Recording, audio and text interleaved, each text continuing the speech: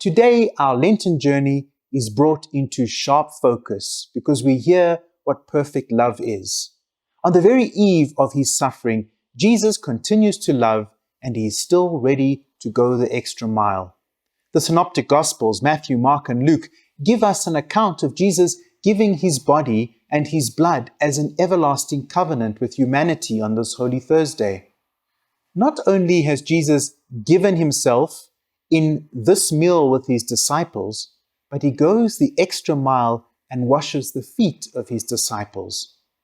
However, in John's Gospel, it is the washing of the feet that takes prominence, and not the institution of the Eucharist which we celebrate today, although the two are intimately connected and cannot be understood separately. Jesus is ready to give up his life for those he was sent to serve. Despite his imminent death, note how outwardly focused Jesus is. He is not wrapped up in his own fate, but still cares for all those around him.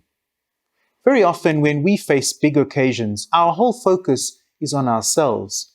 Jesus does not once look inward and feel pity for himself. Rather, he accepts his fate and continues to serve others. Washing someone's feet is a rather repulsive action for most of us, and it's not something we would readily offer to do. Yet, Jesus will do whatever is necessary. Peter, realizing what Jesus is doing is repulsive and embarrassed by the thought of Jesus washing his feet, tries to get out of it. Like Peter, we also try to block the love that Jesus wants to show us.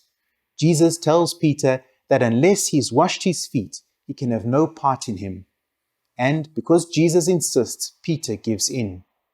We can only be of service to others and love them perfectly when we experience the perfect love of Jesus and allow ourselves to experience it continually.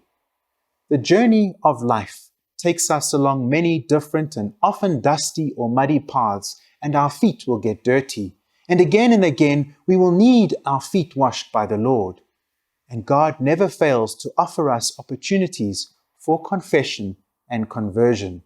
And we in turn are asked to treat others as God treats us, never being unwilling to wash their feet when they ask us to.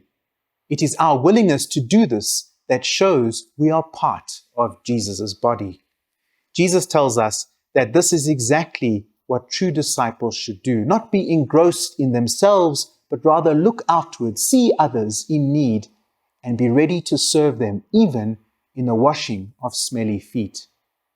Lent has been a time of stock-taking for us, a time of refocusing and re-entering the place of truth by reclaiming our true identity.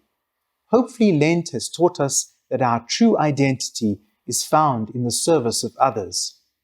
The conscious decision is to be selfless instead of selfish and self-indulgent.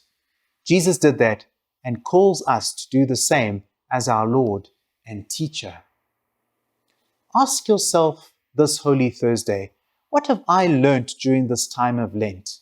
How can I better be part of Jesus and a true disciple from what I have learnt on my journey through Lent?